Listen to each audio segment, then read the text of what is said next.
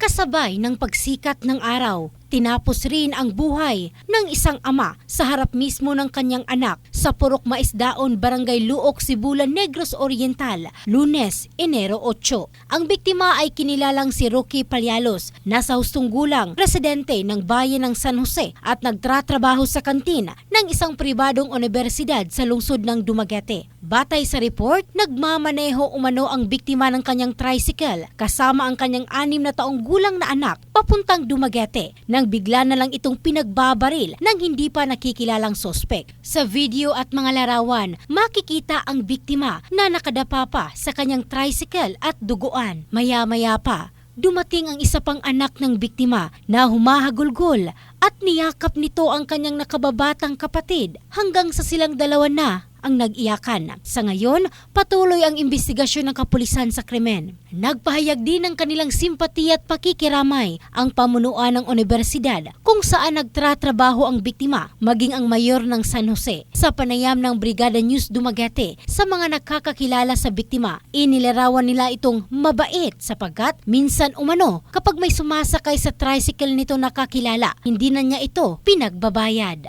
Ang bahaging ito ay hatid ng DriveMax Adult Herbal Capsule, lalaking laging umaangat. In the heart of changing lives, ito si Michelle Craste ng Brigada News Philippines, the Music and News Authority.